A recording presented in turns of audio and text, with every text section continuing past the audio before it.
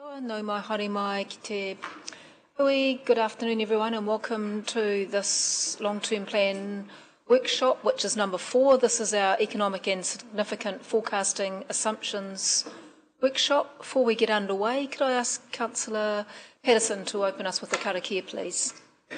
Certainly, Madam Chair. Tūtaua mai I ronga, tūtaua mai I raro, tūtaua mai I roto, tūtaua mai I waho. Kia tau ai te Māori tū, te Māori ora, ki te katoa, haumi e, hui e, tae ki e. Tēnā koe, Councillor Patterson. I have an apology from Her Worship the Mayor, and also have an apology for lateness for Councillor Raukawa Tate. Also have an apology from Councillor Wang, who was unable to attend this afternoon.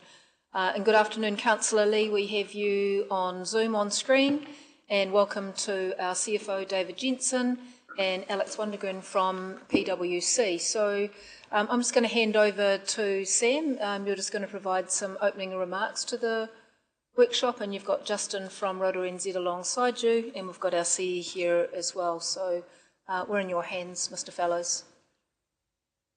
Kia ora. Thanks everyone for coming along to the workshop. So this is the probably scene-setting workshop of the significant forecasting assumptions. So what we'll do is we'll start with Alex from PwC, who will talk about the international and national level, moving to the regional, and then we'll have coverage of the regional level, and then talk a little bit about what that means for our significant forecasting assumptions. Today's workshop's primarily focused on the economic assumptions, and so we'll go through a little bit all the different assumptions that feed into the long-term plan, but things like asset management and growth in demographics, the finance policy, and those types of things will feed into that as well. So really, in terms of the significant forecasting assumptions, we build on them as we move through the next workshops, and then get a direction from all of you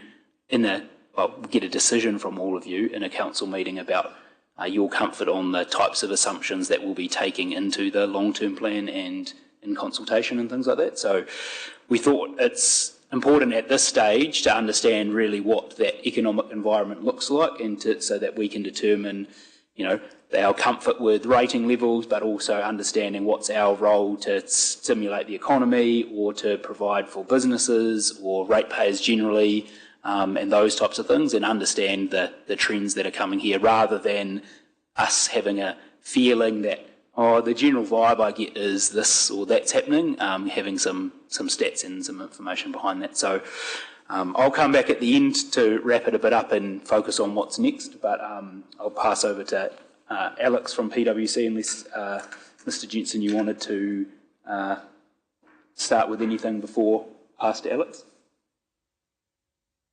Well, good afternoon, members. I'm sorry, I'm feeling a little bit under the weather, so I'm dialing in from home. But I thought that it was important as part of the scene setting for the significant forecasting assumptions to really understand, particularly with the interest rates, how that the market movement will inform a lot of the assumptions we put into the long-term plan for our debt forecasting and our cost of capital. We currently have just over half of $500 million of debt, and it's a conversation through the long-term plan around what our prudent level of borrowing is. But I'll hand over to Alex to give a flavour of the sorts of things we should be thinking about when we're considering our cost of capital assumptions and our interest rates. So thank you, Alex. Thanks, David, and hopefully you have a speedy recovery. I know what it's like to have small children that are walking petri dishes and take you down along the way. I'll pull up hopefully this comes up on screen. Please tell me if it doesn't, and then I'll just use hand gestures instead. But what I'm just going to briefly kind of cover today, and I think David's kind of given me a short kind of window of time to speak to you all, is really just a bit of an outlook in terms of where the interest rate environment is likely to head. And as David's mentioned, on a $500 million debt portfolio, it's a fairly significant interest cost item, and so kind of planning and forecasting for where interest rates might be is something to certainly take into your discussions and planning with some significance. So I thought I'd kind of share this opening kind of chart here, and appreciate there's lots of lines on us, and hopefully you can see it all. On the kind of left-hand side of that chart, you'll see where the OCR has been recently and to where it is today. So currently sitting at 2.5%. So it's roughly been sort of 12 months since we saw a reduction in the OCR from 2.75% down to 2.25, where it stayed static at that level for around 9 months before moving to its current level at 25 basis points higher in July. So we're currently sitting at 2.5%. So on a forward-looking basis, we have the current expectations from what the major kind of banks are forecasting and expecting here in New Zealand, so ASB, ANZ, BNZ and Westpac, and then what the market implied rate and level is, which is the grey dotted line, if you can pick that out, which if you can't, it's somewhere in the middle. There's also the sort of forecast kind of average or aggregate line there as well, which is slightly lower, but what you can see, and maybe what this kind of shows or tells you, is that there's a fairly wide range of assumptions here in terms of where the path of the OCR might be taking us in the year ahead. And the market implied is pretty well in the middle of that. So at the top end of the band in the range, you've got expectations from BNZ and Westpac that the OCR will be gradually lifted from its current level of 2.5% towards 4% in about 12 months' time. On the bottom end of the range, you've got ANZ expecting that it'll be stable at around 3% after 2 more rate hikes from now, and the market implied is around 3.5%, somewhere in the middle. So there's a range there, and I think that's just kind of an important kind of observation when you are taking things forward in terms of some of your stress testing and sensitivity analysis around where you might be setting and planning some of your budget rates and forecast assumptions, that things move and change. And one thing also I'll just say kind of up front, when you are looking to kind of set those forecast assumptions, what we would always be suggesting and recommending is that the market implied rates are those that are used. It's useful to observe where other forecasters are, but those are just forecasts and they may not occur. What is able to be, if desired, locked in and secured today or at some point in the future is the market implied rate. That is the rate at which you can transact interest rate fixing products to create certainty around that. So that is the rate and level we'd be suggesting that you be focusing in on. And look, the balance here for our Reserve Bank is looking to control inflation, which is uncomfortably high. So they have a target of keeping inflation between 1% and 3%. We're currently north of 3%, and hence in all kind of forecasts and scenarios you've got here in front of you is a suggestion that the OCR continues to move up. The Reserve Bank next meeting on the 2nd of September, that market implied curve provides a 95% likelihood that they will raise the OCR to 2.75% at that point in time. That's what they've signalled previously. It's what's implied by inflation remaining outside the band. So we align with that expectation. Where it gets a little more complicated and convoluted for the Reserve Bank is some of their other considerations when they are looking to make monetary policy decisions, which is 2 other kind of key inputs to that. The level of employment in the economy, which was unexpectedly higher at the last reading, so the unemployment rate moving higher to 5.6% from 5.4%, and also the outlook for growth in the economy. So something they're mindful of, but their number one and primary focus, and in fact only KPI, is around controlling inflation and looking to get that between 1% and 3%. And with it being north of 3%, they're highly likely to continue to raise interest rates from here. That, however, is just one part of what we call the interest rate curve. I've gone too many. The other is at the other kind of end of the spectrum are longer term interest rates and where they are. And they are not in any kind of great degree impacted by what the Reserve Bank is doing. So what you've got here, and what hopefully you can see on your screen, is a chart which shows the movement and pretty well co-movement between New Zealand 10-year interest rates and US 10-year interest rates. And it's not a coincidence that they are following a very similar path. We fairly well are dictated to, in terms of where our longer interest rate settings are, by what happens in the US. The key reason and driver for that is the US generally sets the market benchmark for interest rates.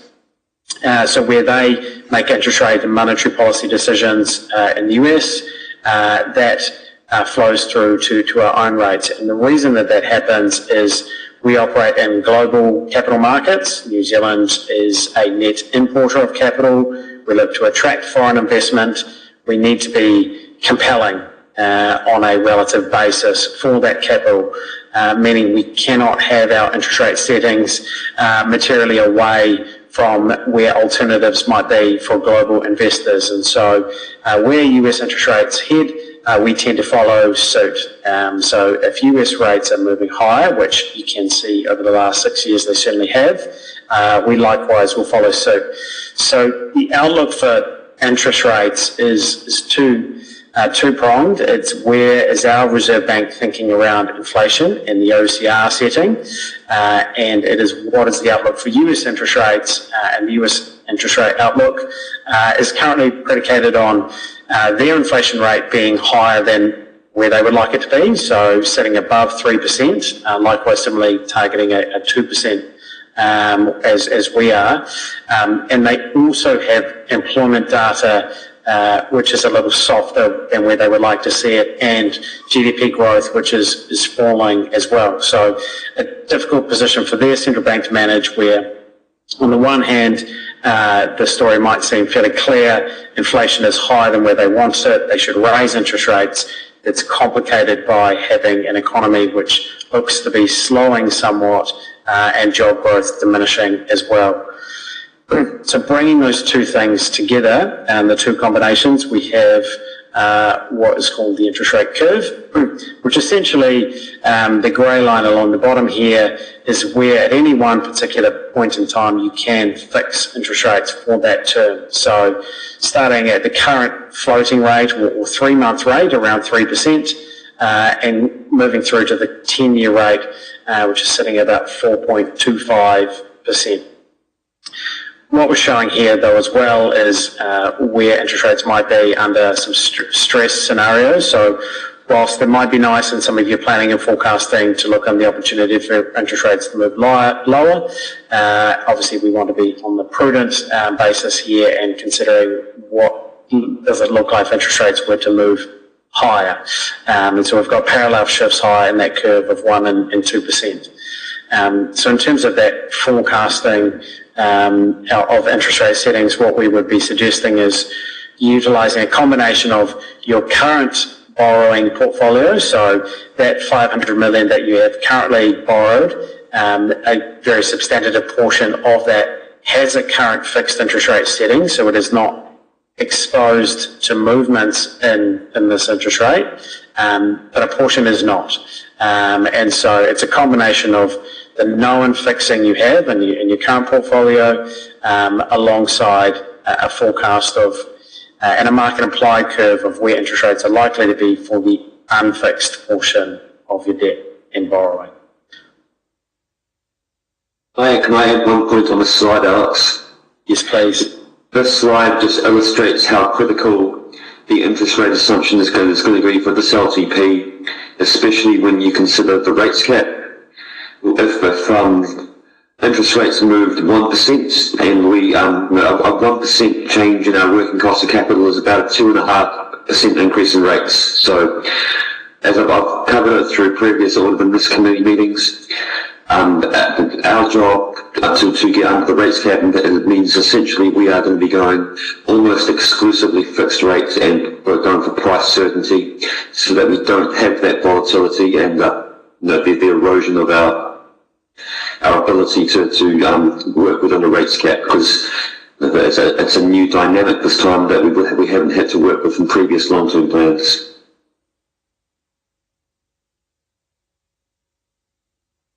And that's a point, David, you and I have discussed as well around updating your liability management policy as well. So the ability or flexibility you have at the moment is, were interest rates to move higher, you have an ability to adjust your rate setting to compensate for that additional interest cost, notwithstanding the affordability of that, but that's a lever you can pull.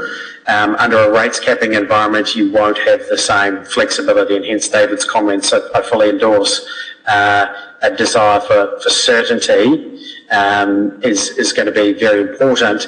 That is unfortunately likely to come at an opportunity cost of participating in favourable movements were interest rates to move lower. So whilst you might like to participate in that and would love to support you in participating in that, the need for certainty is likely to outweigh that flexibility to participate in favourable movements.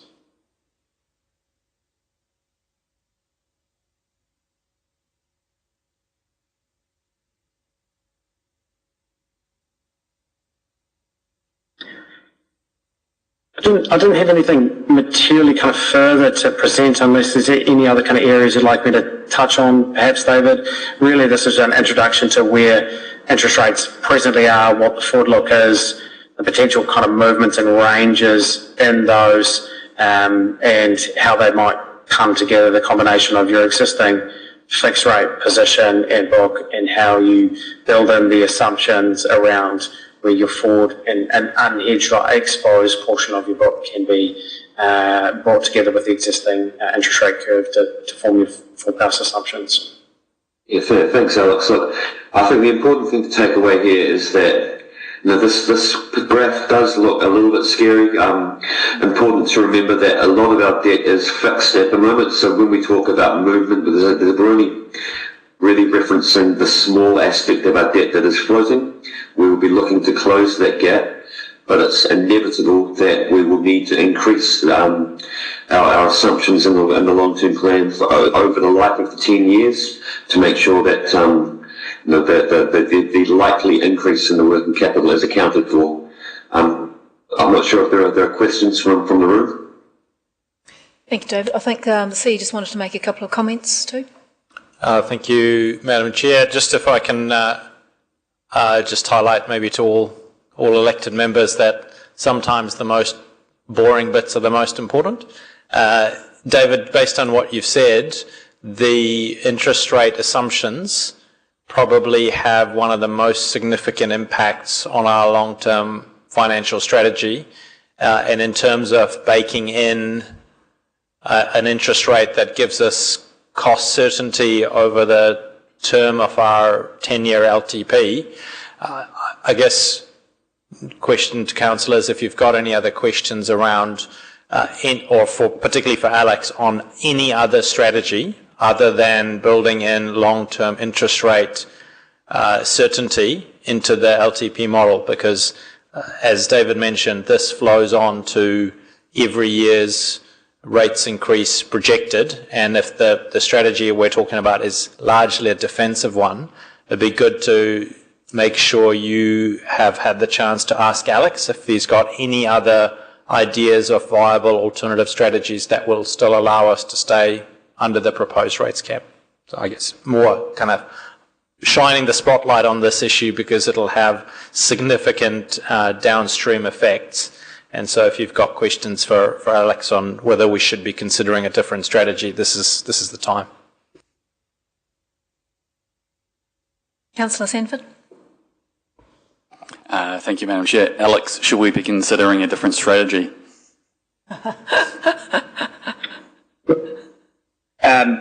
Look, there are some options that David and I have discussed which use a slightly different financial product to potentially have your cake and eat it too. That is an interest rate option. So essentially the way that some of those products can work is it provides a known worst case or protection level, but facilitates a participation in favourable movements below that. Generally speaking, there is, again, still some degree of trade-off on that. To get that ability to have that flexibility to participate, you're usually needing to set that worst case rate or protection rate above what that market implied curve would be. So you give up a little bit of certainty today for potential participation lower, but using potentially a combination of some of those products and some other fixed rate products for the certainty that you desire might be the right blend to give you what you need in terms of delivering on your plans and budgets and forecasts, but not completely constraining your ability to move in a lowered interest rate environment as well. Just one supplementary question on that. Is this, amongst the other councils you work with, is this a really common theme amongst them? And are any of them doing anything radically different from what, the Conservative approach or what you've just mentioned to try and manage this? Nothing radically different. I think as a whole, the sector is risk averse, as you should be, would hope, and certainly the kind of financial prudence comes over the top of kind of speculative opportunism. So very much here it is using some of the traditional and vanilla products, and certainly in the environment of where there may be a rates cap, which does change the dynamic quite materially, given you don't have that pass-through mechanism as you did previously. Then there is far more of a kind of contemplation of, are there some of these other products like interest rate options that provide a protection level that we need, but allow us to have some participation in some favourable movements lower should they occur. Because one thing is sort of certain, the curve that I've sort of shown you is highly unlikely to be exactly how interest rates play out over the next 10 years. The only certainty is uncertainty. I guess just on that, Alex, question to councillors maybe for some feedback about whether you'd like Alex and David to work on those interest rate options solutions rather than just the purely defensive fixed rate strategy that David outlined earlier. And that the trade-offs are, as Alex mentioned, you set your settings a little bit higher, but then you can participate in some favourable movements if that happens. So I guess broad question, it's a workshop. Is that of interest for the team to work on? Because it's a bit of work if we go down that path, but might deliver some benefits. Can I just ask what those products might look like? So currently if we borrow through LGFA, if we were to go to other, are you suggesting we go to market for some other fixed interest kind of products? So would we lose the competitiveness of the LGFA rates? Yeah. So those products you wouldn't likely transact with the LGFA. They would be with your banking counterparty, which at the moment is BNZ. So you do have other products that you utilise through BNZ in terms of providing that fixed rate certainty. The LGFA will still be a very important lender to you, and they will be your lender of choice, significantly more so than say BNZ. But they don't provide the financial markets products in the same way that BNZ or other banks provide. So it would be a combination of your kind of providers that would allow you to have access to the borrowing that you need, and then the products that you're going to be contemplating using to manage and get that certainty around the fixing and cost of that borrowing as well. So just one other question on that. Does that not actually drive more risk into potentially what council's doing, given that we don't necessarily have sort of finance or wealth management sort of experts sitting within council to be able to choose the products, to choose the managers that might manage these products, and then also to look at the terms for them? Because I assume that then you'd need to look at some kind of laddering strategy around when these would be repayable and what interest rates we would fix at and all that sort of thing. I'm sorry, David, I'm not meaning to disrespect whatever, you may well have that skill set, but it's just another layer of complexity from a council perspective to be making decisions on these things. Do you mind if I respond here, Alex? But we have a Treasury policy that enables us already to use all of those tools. So I think it's important to have a distinction between what we're trying to achieve here with our assumptions for the LTP and the mechanical practicalities of running the Treasury that we report through the Audit and Risk Committee. When we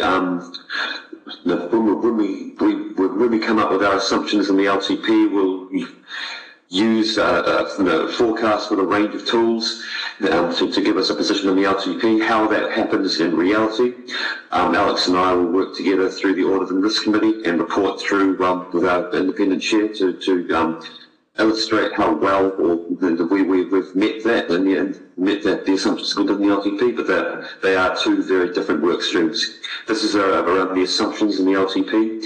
I think what you're talking about, your Deputy Worship, is the actual side that goes through Audit and Risk.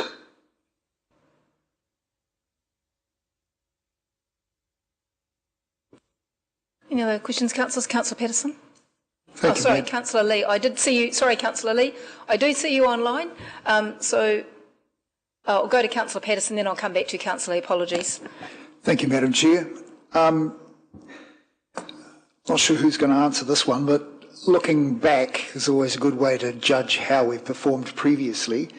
So how accurate were the cost growth assumptions in the existing LTP when compared with actual council capital projection inflation over the last 3 years? Because I recall when we had our first, after 2022 election, there was a rather unpleasant presentation about, interest rates have gone up, our projects are going and increasing in price, and then it happened again at the LTP. I'm just hoping that we can not do that again and get our assumptions right this time. Oh, that's definitely not me answering that one, David. David or Alex?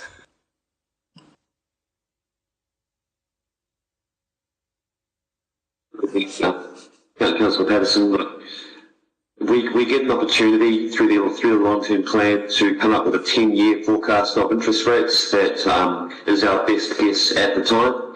I think what's different this time and compared to previous LTPs is that incentive to be a little more defensive under the prospect of the rate capping, and so that when we come through to updates through annual plans or through the actual through Audit and Risk, it's more likely to be a lot more aligned because we are being more defensive. But I'm not sure if you've got any further comments to Alex. I'd suggest, David, with your existing position and the level of fixing that you do have, as well as the likely strategy that you bring in to close the gap on the exposure that isn't currently fixed, given the prospect of the rates capping, you're likely to see on the next kind of LTP or over the LTP period not nearly as much kind of variability in that interest rate outcome. You've already got a very significant amount of fixing and certainty in place, and given the strategy on a forward-looking basis with rates capping is likely to increase that further, you're not likely to have nearly as much volatility or movement as you have previously. So I think you'll look at a fairly smooth looking outlook, and you'll have an ability as well through some of that kind of sensitivity testing in terms of, hey, if rates move 1% higher or 2% higher, what is the impact? I think that will show you as well with the fixing you've got in place already that you don't have that full level of kind of exposure that maybe David kind of highlighted earlier. That might be on a position that has greater level of unfixed or exposed position. You won't have that on a go-forward basis. Thank you. Thank you. Councillor Lee? Thank you, Madam Chair.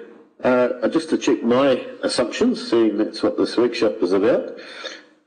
Presumably our $500 million debt's made up of a lot of different little loans. And do I understand that each debt will be fixed over a certain period of time? Is this the mechanism that you're describing? Great, Councillor Lee. So of our $500 million worth of debt, it's broken up into tranches of about 40 different loans, approximately 40, all with different maturity levels, different maturity dates. And on April 2027, we've got about $68 million maturing in April next year, and that's an example of when a term of debt comes up for renewal, and we're exposed to some repricing risk when we need to refinance those loans. Right, so that was kind of the nature of where I was fishing. What does this look like, this landscape, as we look forward 10 years? You've got different little loans popping up throughout the course of the 10 years. That's right. So with Council's treasury policy that Alex and PwC are helping us refresh this LTP, by breaking our debt up into lots of little loans spread over a longer time period, it reduces the impact of if we refinance things in small regular bite-sized chunks, the impact isn't as big as when we have to do significant amounts of refixing all at once. Right, so I guess I'm trying to get a rough idea of how many of these maturing loans have we got coming up, and when are they coming up?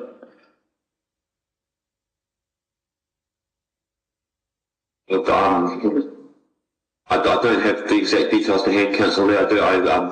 We will have that information coming to audit and risk in about 2 weeks' time. I can have that information ready for you. Yeah, Councillor Lee, if I can just add to that, I think it's important, as the CFO mentioned earlier, distinguish between the forecasting assumptions, which is the purpose of this workshop, versus the mechanics of refinancing those loans. So if we get the forecasting assumptions right, then over the next number of years, as those 40 loans mature and are refinanced, some will be inevitably over and some will be under, but hopefully, if you get the forecasting assumptions right, the average and the aggregate tracks roughly in line with forecasts. And I think to Councillor Patterson's point, that's the importance of getting the forecast right. Okay, thank you. Councillor Timera Benville. Kia ora, thank you, Madam Chair, and through you. Just reflecting on something you said earlier, Alex, so the need for certainty is likely to outweigh the need to participate in favourable markets. So from your presentation, I understand that a significant motivator of the approach is the rates cap. So just thinking about that participation in favourable markets, so for example, there's a new government from November and the next government scraps the rate capping. Will we have the flexibility to be able to participate in those conditions, or will we be locked into a conservative approach based on what we currently know? And if so, how will that affect us over the next X amount of years that we've outlined that approach for? Yeah, so I think the opportunity ability you have at that point, as and when the makeup of central government is known and whether they make a decision to follow through on a rates capping or otherwise, is that you can review and revise your policy settings. So you're not going to be wedded to having to sit with that for 3 years. You're going to have an ability to bring that back to the table if something of that kind of nature of magnitude has changed.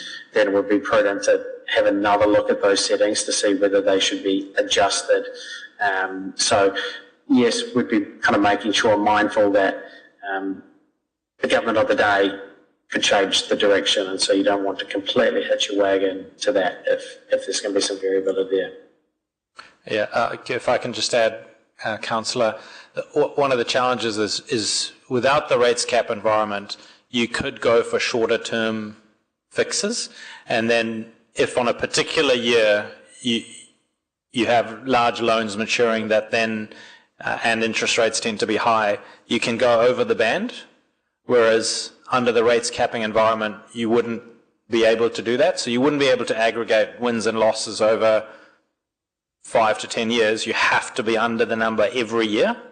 And so that drives the behaviour of going, well, actually, because we can never go over the band, we'd rather give you the certainty up front, and you potentially are missing out on some of those lower interest rates because you have to lock in a rate over X number of years to make sure that you're below the rates cap in all of those years. That's probably a somewhat oversimplified version of what would mechanically happen. CFO, I don't know if I've got that roughly right. You want to add to that?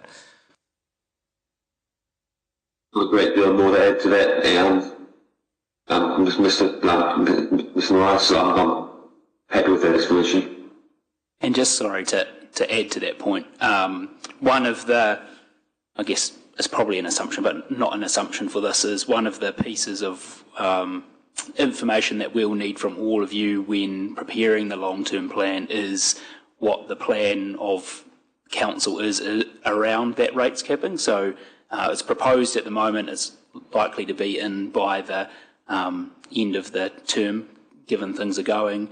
There's a policy direction to working towards that rate capping, and so for us to prepare financials and our level of service and those types of things which we've started, we'll be coming at the end of next month to the council meeting to get a decision from all of you about, are we going to be trying to hit that cap from day one, or are we going to be working towards it, or what I guess council's general feeling on that is. So then that will significantly change the way that we produce any information that comes to all of you, and so we'll be getting a council decision on that so that we can get on and work with that. And one of our real focuses is that we get a council decision on that so that we don't proceed in one way through Christmas and then come back after Christmas and it's significantly changed before we're heading out to the community. So we'll come to you on that so that you all get the opportunity to make a decision on that. Thank you, Sam. So is that intended that that decision around either potentially trying to meet the rates capping straight away or sort of phasing it in towards over a couple of years, is that just the ramifications around that, the pros and cons, will that be coming at a further council workshop around financials in September, or? To a council meeting, that decision, which won't mean that you lock that in, but that then provides direction on the work that we prepare for the long-term plan. Sorry, when did you say that was coming? In I don't have it right in front of me, but at the next month's council meeting. Oh, okay. I'll come back to you, Councillor Pennant. I've just got one more question. You just asked about what other potential strategies there were, and I know, David, you've sort of worked out what you think we might be spending in terms of our capital projects, and we always seem to overestimate the amount of work that we're going to do, and I think we never really even get anywhere close to 100% of that.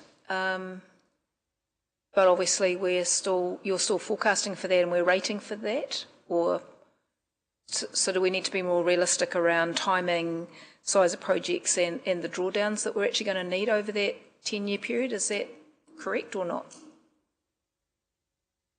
You did the work. That is correct. So when we are preparing our budgets for the long-term plan, my instructions have been to be as conservative as possible with what is achievable.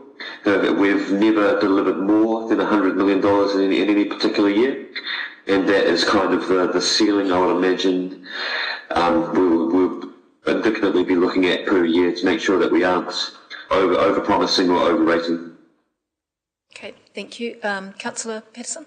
Thank you, Madam Chair, for your indulgence. And forgive me if I've missed something, but has central government actually determined what the rates capping is? Is it going to be applied across the board, or is transport excluded? Have we had that finally yet? Councillor, we haven't had that finalised, but the policy decisions have been announced. I believe they're intending to enact them through the Systems Improvement Bill, which is currently through Parliament. It is only excluding Three Waters at this stage. So we don't know if transport has been excluded? Yeah, we understand from the policy experts that transport will not be excluded. Okay. And do we know, because I haven't heard anything, what the opposition's view on rates capping is? Has anyone said anything other than the current government? No, and that's information that we'll bring to you when you're to make that decision. I was highlighting it because there seemed to be quite a lot of discussion around the rates capping, so it was more to highlight that you'll have the opportunity to make a decision on that before we go away and do even more work on fitting with that. But at the moment, David said, that we are working towards a very low cost, as much as possible, long-term plan, but obviously that will factor into some of these types of decisions pre-Christmas, so we'll start to get some decisions on that won't mean that you won't be able to change that later, but it will just mean that the information that we bring forward is relevant to those decisions that you make. Thank you. So just on that point too, Sam, given that we have got some, I suppose, direction from the government around regional councils, and so if we're working towards 2028, we're trying to do business as usual with a 10-year long-term plan, but likely that whatever happens post-2028, the new form and function of the regional functions within council will look totally different and will need to be delivered differently. So does that change the forecasting assumptions in that really we're making a long-term plan, not for 10 years, but for sort of, 2 and a bit, or?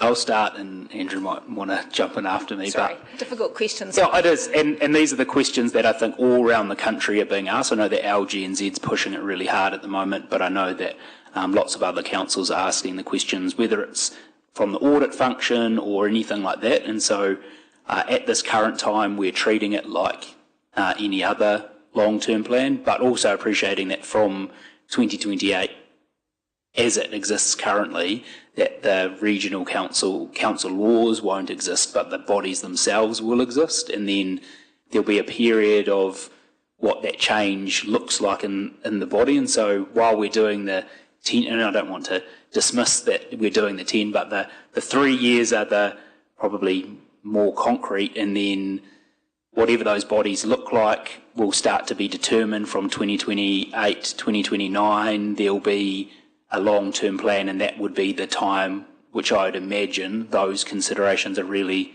starting to be bedded in. But I'll pass to Andrew, who might have some more in addition to that. I'm going to try and answer this without using either of the two words we overused last week.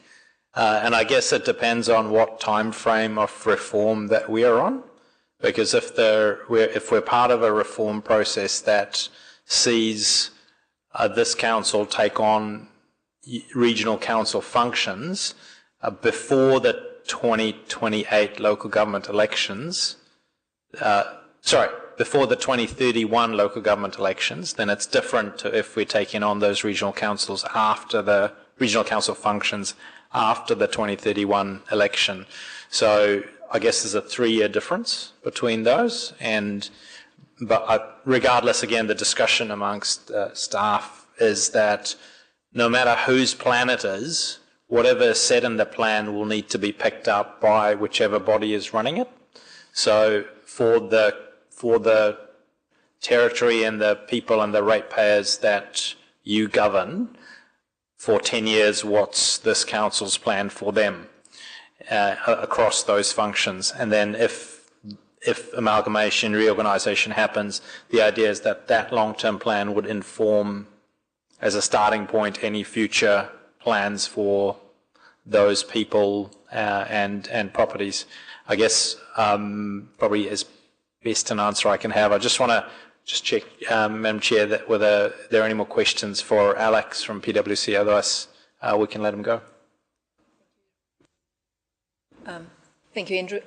So just finally on that, while we've got Alex here, otherwise we'll thank Alex very much for making the time available to come and answer our questions, and we no doubt will see you at some other time on an audit and risk meeting. So thank you very much, Alex, for the presentation this afternoon.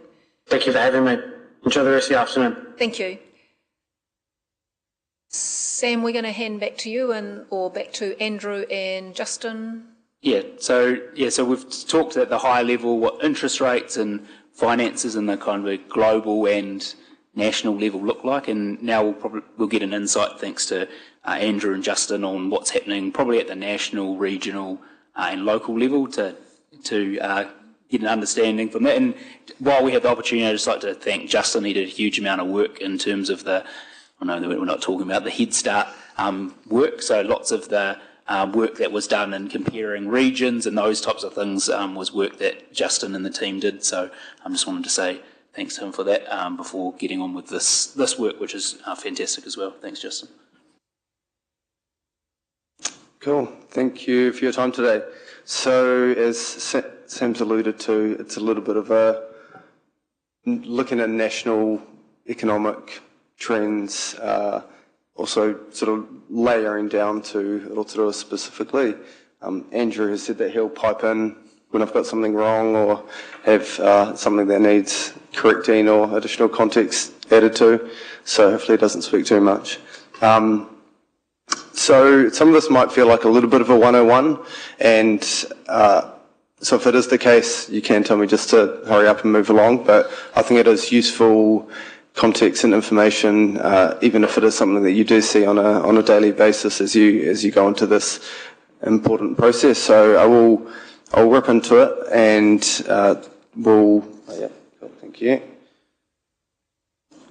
So, councillors, this presentation is in Stella, if you do want to bring it up.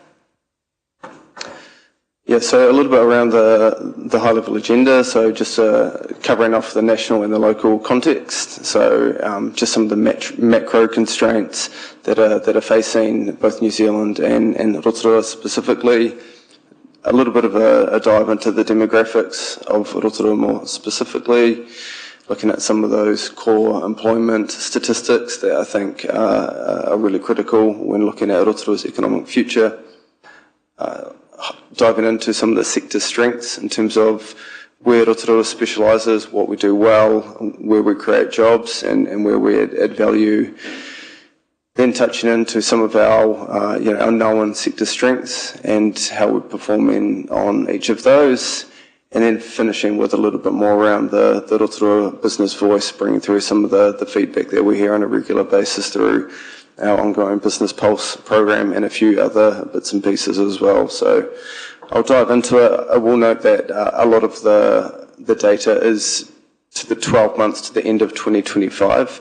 That's just so we've got a full calendar year of information. I will try and touch on some of the more recent data where that's been available. So you may be looking at some of this and being like, oh, well, that's a bit out of date. So that is intentional in terms of looking at that full 12-month period. But yes, there is some more recent data. Yeah, so I guess at its core, it's around just providing context for you as you go into this period. I wouldn't expect there to be a specific maybe decision as significant as the interest rate type decision to take through, but I think this is all important knowledge for Rotorua. So I guess there are 5 questions that are probably worth considering from an economic context. Some of these are of national significance, some of these are more local. So in terms of looking at the economic recovery, how broad is that across the wider economy?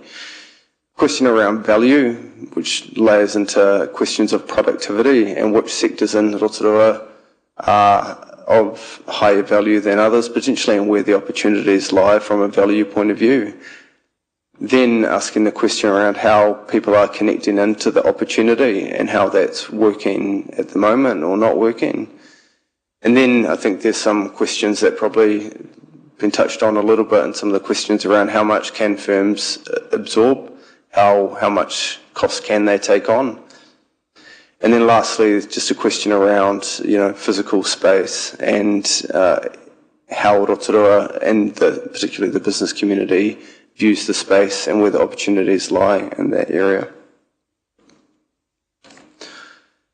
But I thought it'd be useful, I went earlier in the year to the New Zealand Economic Forum in Hamilton, which was quite a fascinating set of discussions, and to be quite frank, not the most positive, a little bit bleak, but still really, really interesting and important questions raised there. And I think probably there were 3 macro type of trends discussed at that event I think, the sort of perennial productivity question, and you can see the chart there around how productivity rose at a rate of 1.3% between 98 and 2007, and then dropped quite significantly down to 0.6 and 0.7 over the subsequent decades, to now where we're a country of quite low productivity performance. I think our rankings in the OECD have fallen significantly,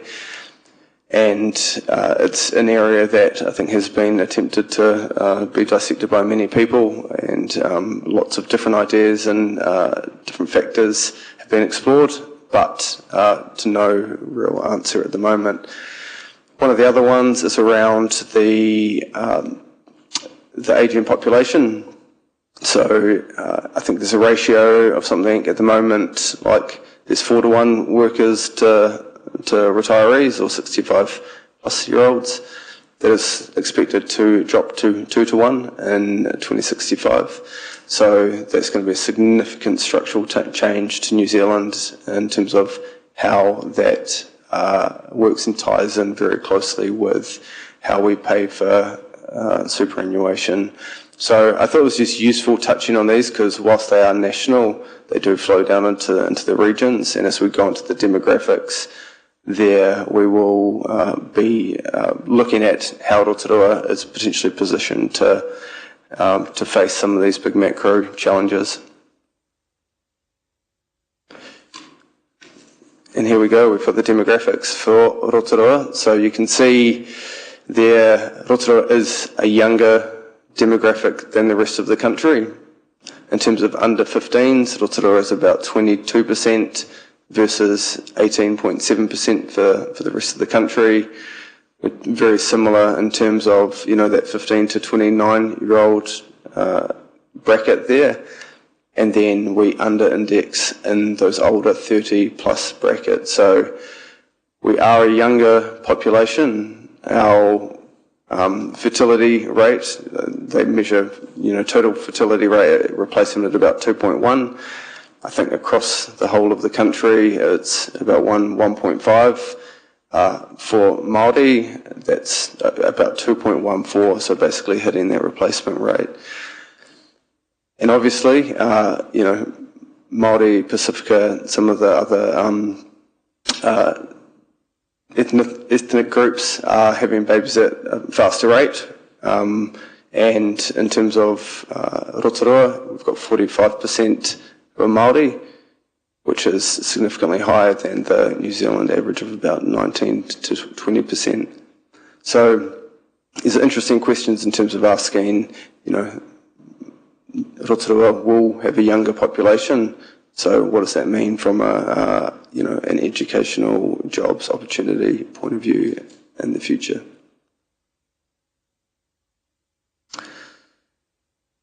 So diving into, I guess, the current economic situation and looking at some of the key stats here. So these have changed a little bit in some of the recent announcements, but back in at the end of 2025, GDP for Rotorua fell by 0.4%.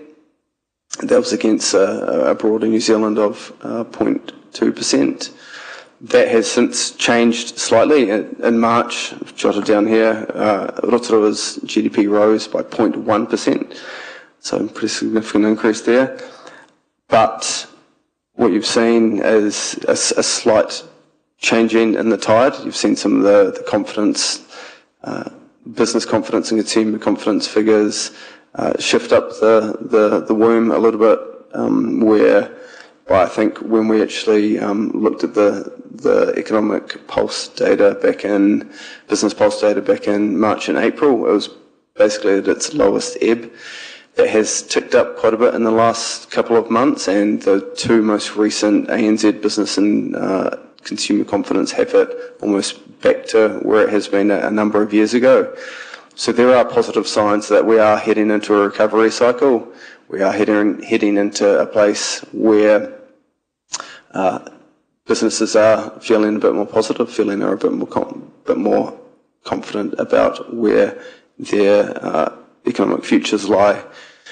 However, that doesn't mean that that's necessarily translated into more jobs. You would have seen the unemployment announcements last week, which showed that national unemployment had risen by more than what economists thought it was going to. So it's gone up to up to 5.6% for the country, and for Rotorua, which traditionally has tracked at about 2% higher than national averages, it's at 7%. So back in December, it was at 6.6%.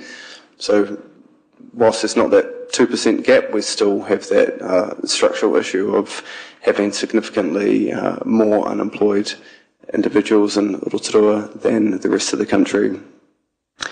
There were a couple of signs that have been quite positive for the Rotorua economy. So business counts were up in March, so they were up 1.2%. Tourism bed nights were up by about 10%, so some significant growth there. Commercial registration numbers were up 15%, commercial vehicle registrations, and non-residential consents were up over 40%. So there are some signs coming through in some of the most recent economic data that things are looking slightly brighter.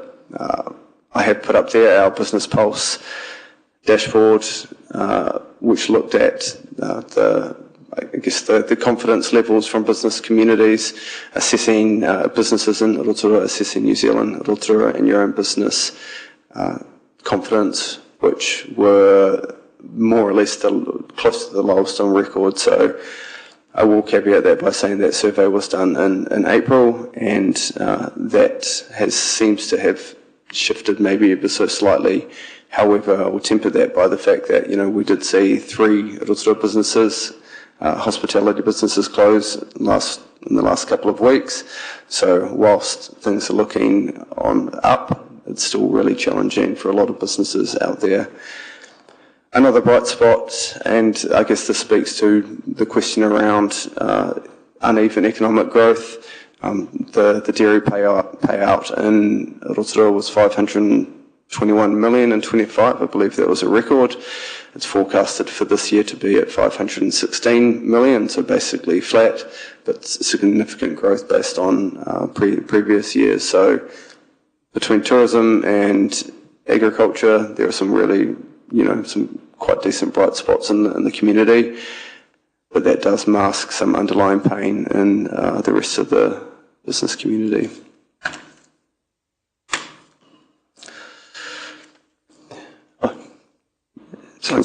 Just a quick question. Yes. The 6%, 6.6, on the labour market, does that include NEAT? Yes, it does. So it includes it as a total. So I'll come to some of the NEATs. There's another slide that we've got that has the NEATs breakdown. Okay. But yes, it is. Yeah. Yeah. So diving a little bit into some of the sectors where Rotorua has a comparative advantage. So if you did review that entire Head Start paper, you would have seen that we did look at location quotient figures, which basically is a data point which shows how specialised a region is in a specific industry. So anything over 1.2 is seen as being quite specialised. It's a statistical method where you assess exactly where there's a concentration of employees employed in certain sectors. So you can see in those orange boxes on the chart exactly where Rotorua does over-index. So wood product manufacturing, so it's largely wood processing. We have, back in 2015, we were at about 4, and we've increased our specialisation there up to 5, which translated into, plus 9% in jobs over that time period and 11% in GDP growth. So it's been a significant industry of growth across multiple levels. Forestry and logging, another significant industry. You can see again we've increased our specialisation But if you're looking at the jobs and the GDP growth, I'll note that that's real GDP growth. That is a sector that has been going through, I guess, a number of structural changes, and there has been a shift significantly away from probably huge amounts of manual labour and moving more to an automated and heavy machinery-based sector. So you have seen a decline in jobs across that time period.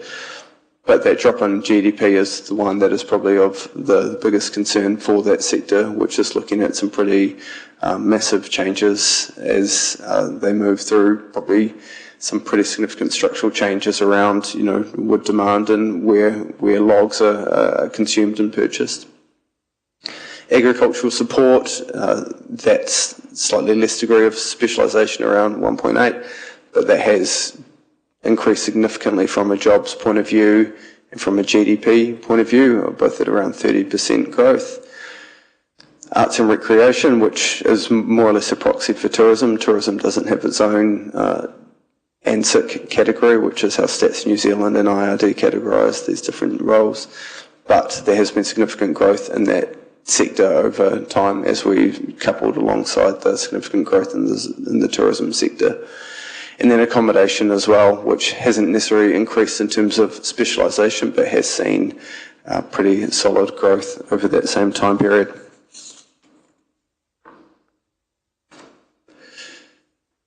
So this probably goes to your question, Councillor Patterson, around where those needs sit at in Rotorua, and the short answer is it's not great.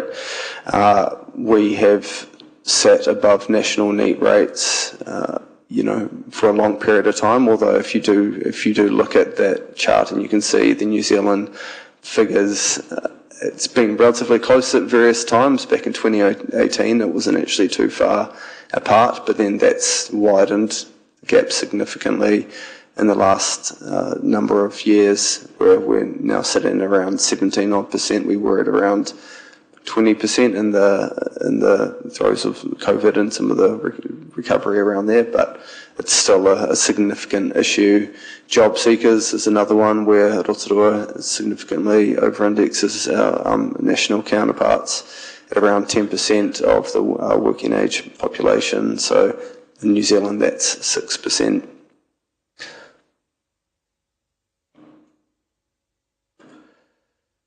So yeah, diving into a couple of the specific sector challenges. So, as I've said, tourism is performing really well. I think it's probably some of the growth has been propped up by international tourism, which is performing really strongly. And I think, as Andrew will have talked to you on a regular basis around, we have been focusing very significantly on that domestic market, which is the reason I wanted to include that chart there on the left, which looks at the domestic market funnel.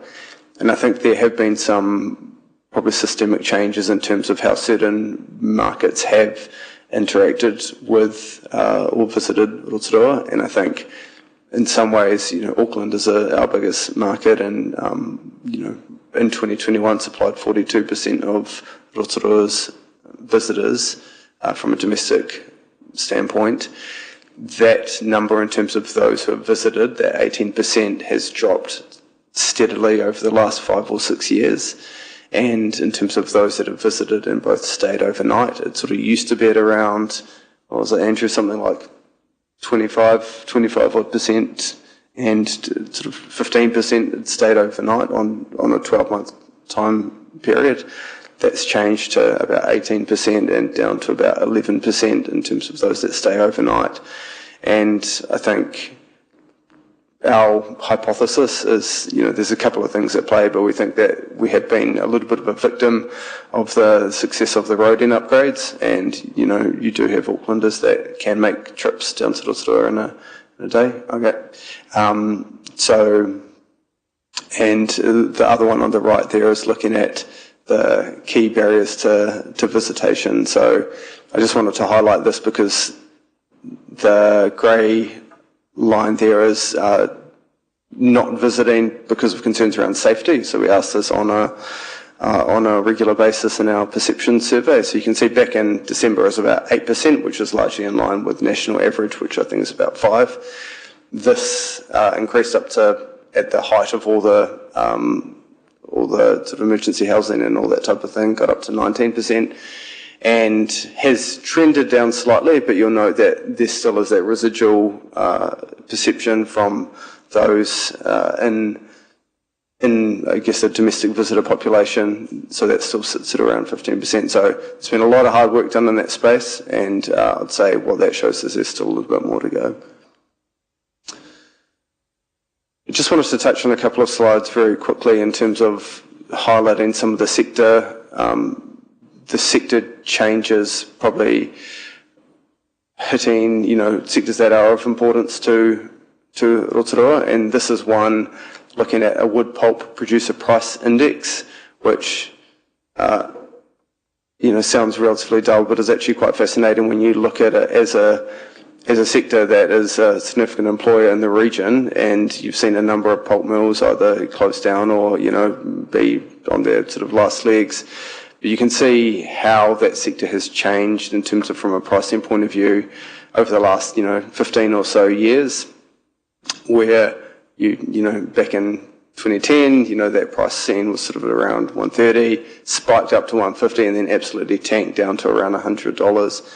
So, I think a lot of people are like, well, that's the death of the sector, but then actually it's propped back up again. So it's an interesting insight into how sectors will change and evolve over economic cycles and economic patterns.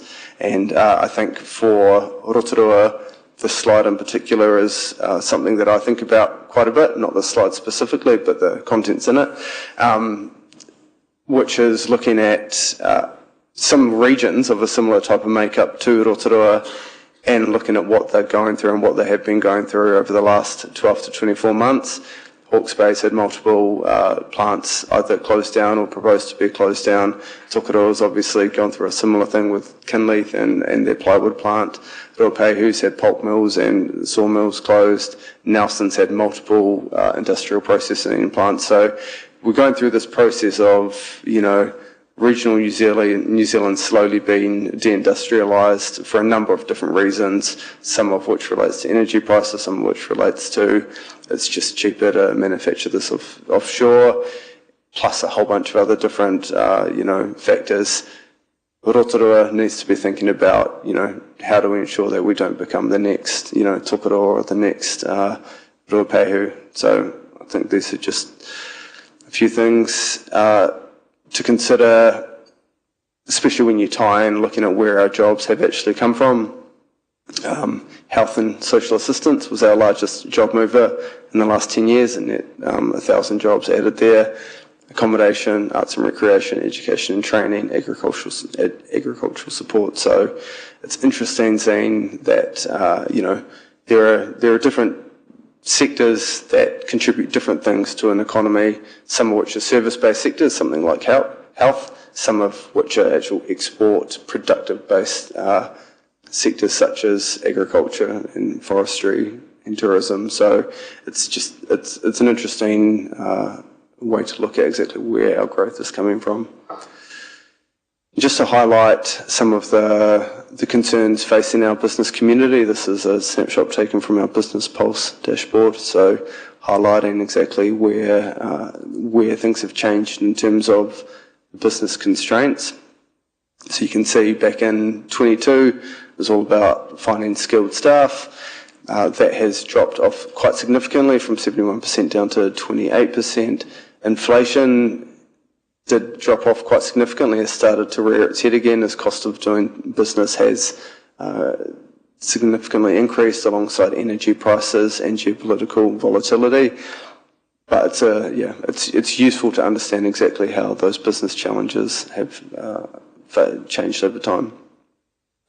And then this is one, I think I may have presented this previously, but a question that we asked in October last year, just as the new council was coming in or about to come in, asking what the new council's top priorities should be for the Rotorua business community. And the top one for October 25 was economic development and growth, followed by CBD or inner city revitalisation and aesthetics. And alongside that, if you controlled Rotorua's capital budget, where would you invest first and why? And that was very strongly related to inner city revitalisation. So just to, I guess, dial in on a couple of areas of potential opportunity. We've done a lot of work with a number of people at Scion and further afield around the biofactory. We think that could be a significant game changer for Rotorua. Alongside that, some of the opportunities around Te Papatipu Innovation Campus and what that could spin out from a commercialisation point of view and start-up businesses. Putting the inner city into the mix as well in terms of, the importance of that for the Rotorua business community as highlighted by the Business Pulse results.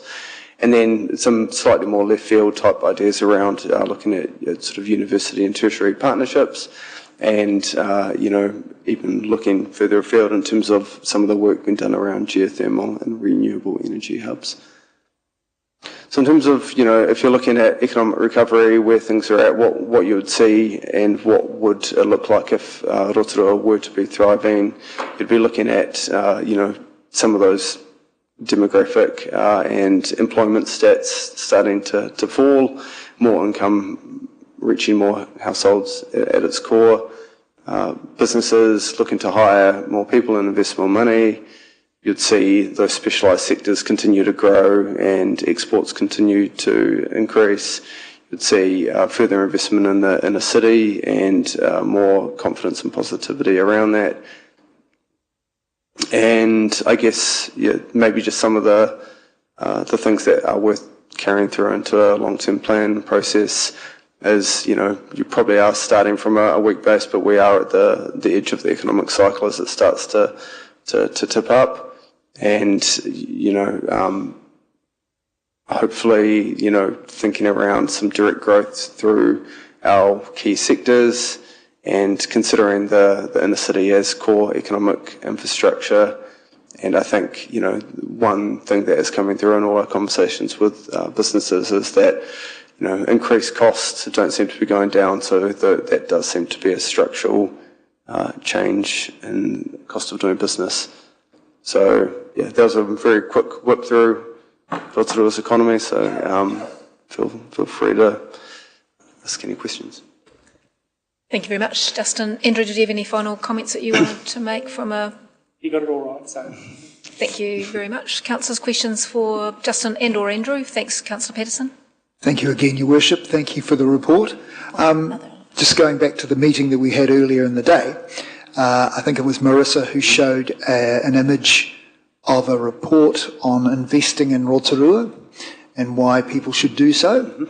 I heard this morning the golden visa application numbers and were largely coming from the United States in significant numbers. Do they get to see that document? Have we worked with Department of Immigration or whoever's handling that to send that kind of information to these people?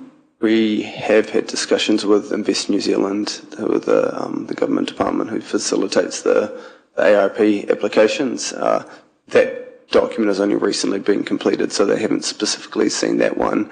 But we'll certainly be sharing it with them to ensure that it's top of mind. I will say that it's quite challenging we've made various offers around can we try and familiar these people when they come to the country, can we get them to Rotorua? It's a little bit of a closed book in terms of how open they are or how that process works.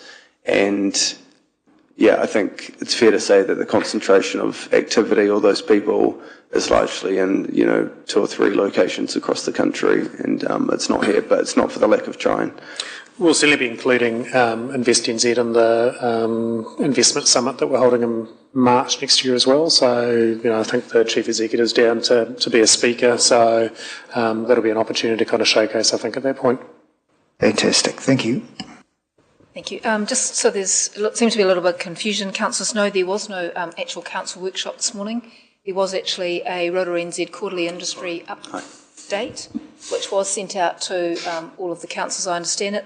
But maybe just so that the councillors can come up to speed, maybe if you could just share the PowerPoint presentation, we could just email that out so that the councillors are aware of the information that was presented this morning about the sort of work that Rotorua NZ. Andrew, maybe if you just give them a quick 5 minutes. I'll give you a really quick fire kind of summary. Look, it was our regular industry update. It was an opportunity just to share, I think, our updated SOI in terms of the priorities for the coming 12 months or couple of years, and then our marketing and comms and our commercial teams gave updates in terms of some of the activity that's been completed over the previous period, and also looking forward a little bit. So there's some good news in there. I think certainly some of the indicators around where we've had campaign activity running have been positive, and we've seen the results from that in terms of increased visitation.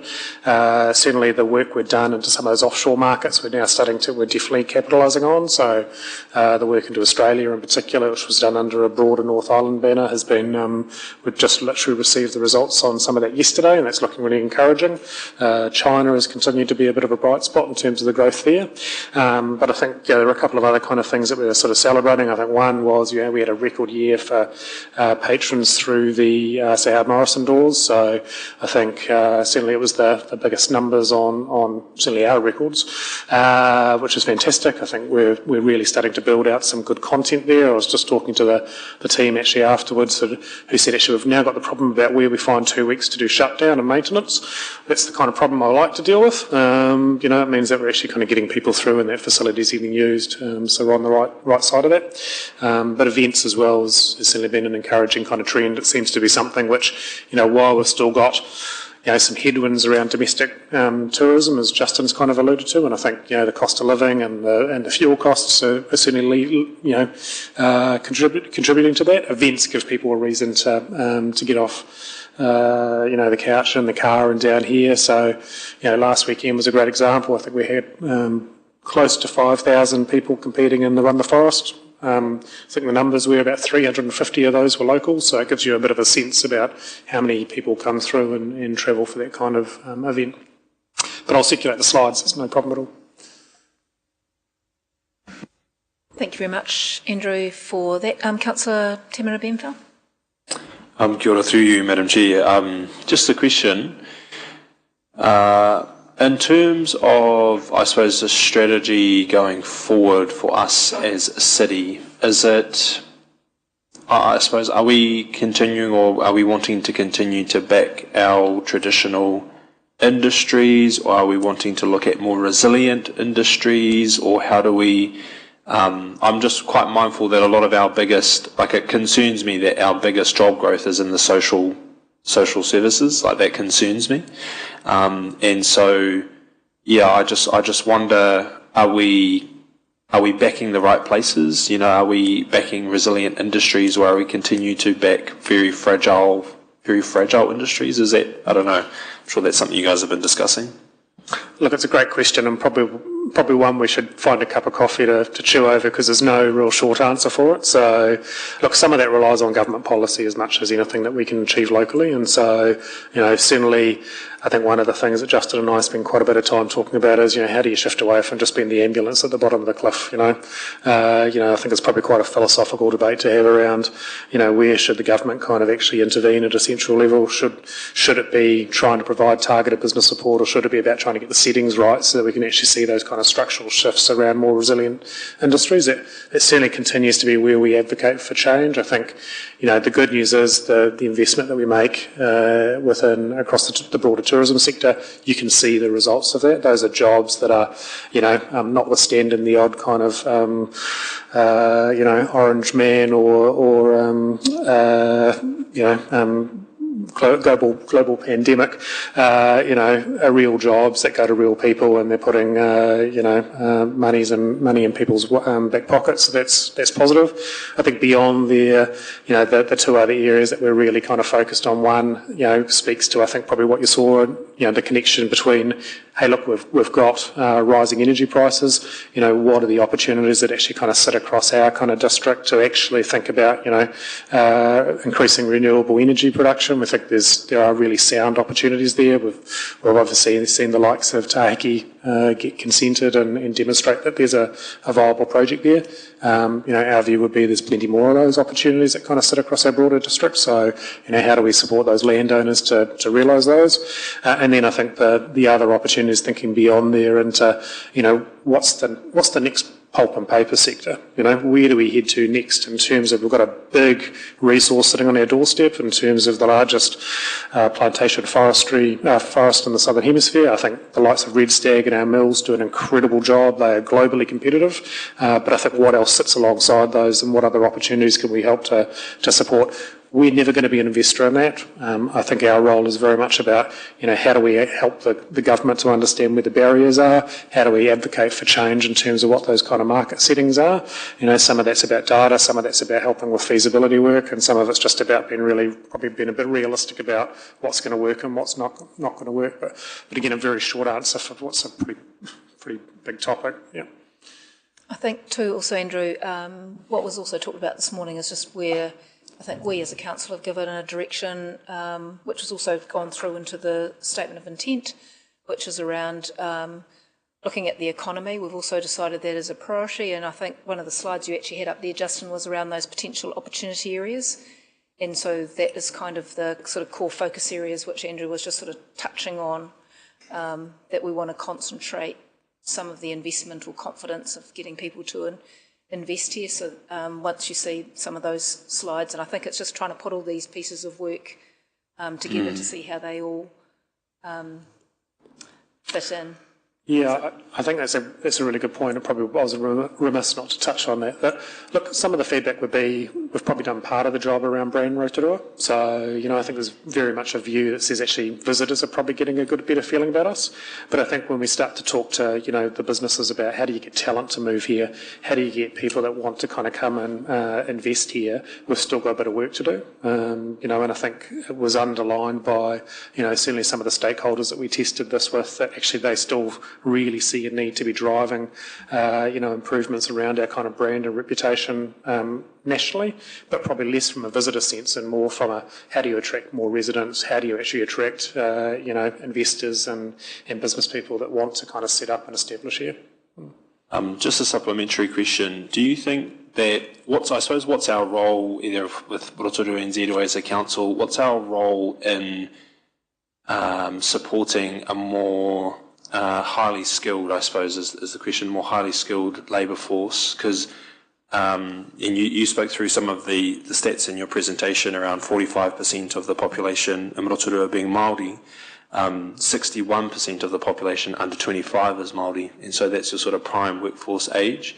Another concern of mine is that the way that our economy is structured is that most of them are in seasonal jobs or cyclical jobs or very unresilient jobs in economic crises and things like that. What's our role in supporting our people to be in more highly skilled professions? Do we have a role, or are we more of an advocate, or what does that look like? Yeah, look, again, a really great question, which we could probably spend, and this is a debate Justin and I have quite regularly around our role, particularly around workforce development. I think good example this morning, we had Toi Homai along to the workshop we held this morning. They spent an hour actually talking to the tourism sector around how do they get better integration between the types of programs they're running, how do we actually better mesh, I guess, exactly what you're describing.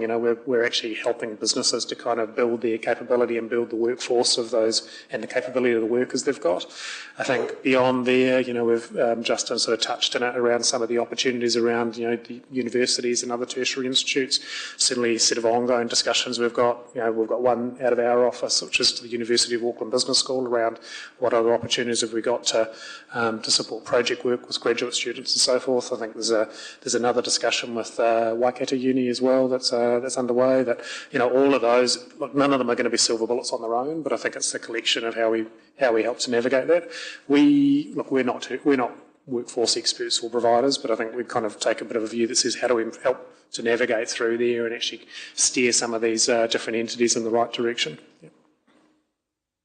Thank you. Councillor Maxwell. Thank you, Madam Chair. Kia ora, guys. Just two questions that I've got is, can you tell me a bit more about the two that slide that you had, health as being one of the strong ones, and also accommodation. So are things going to even improve now we haven't opened the new hospital on Ranginui Street? Is that one that's going to even boost that even more? Potentially, yeah, I'd say it likely would. I don't know exactly how many jobs that will add. Say probably the social assistance piece of that would be quite a significant proportion as well. So yeah, not just focused purely on sort of health services. It'll be quite a, it's quite a broad category and lots of different roles that would sit underneath that. And our one on the accommodation, I've seen some new venues sort of pop up elsewhere, but also our major hotels are still around and strong. But when I see one or two of them changing hands, is that a positive thing, or it's like, say, used to be the International, then it was Ridges, they're gone for a change? Yeah. Are those still in, good? Yeah, look, the simple answer is yes, absolutely, that's a good thing. I think you are seeing a bit more movement in that hotel sector in particular, because yields have improved, which is fantastic. What you do tend to find is when we see reinvestment in those properties and people are potentially moving up, say, I don't know, the quality range or the star rating, then it generally adds jobs, right? So we want to encourage that kind of commercial accommodation sector and see it thrive, because it's job rich. Those are good quality jobs. So yeah, that's the short answer. Yeah, thank you. Sanford, I think if you've got a burning question, think of it now, because I'm just going to take this last question from Councillor Sanford, just cognizant we've got another workshop that's supposed to start very shortly. So, Councillor Sanford. Thank you, Madam Chair, and I'm happy to take these offline if you'd rather answer them offline, and we might save some time that way. But I had 3 questions. I'll just throw them all at you at once because to combine them into one. My first one was just going to be about the local Māori economy and how in the data we're able to measure that and also understand the roadblocks to unlocking that more, because traditionally there have been a lot of roadblocks in the Māori economy that don't exist in the wider economy. So if there's any way we can pull that data out to see if there's work that we can do to make it easier, whether it's to develop land or set up businesses in that space. The second one I had was, what would you see as, because there's a big discussion around productivity in New Zealand, what would you see as increasing productivity into the tourism industry?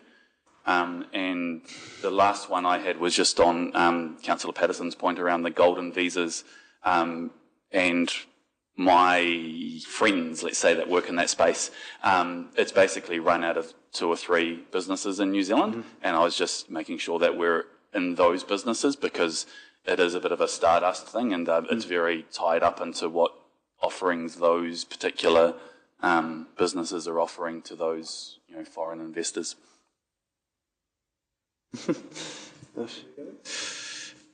Do we want to could we take it offline? Yeah.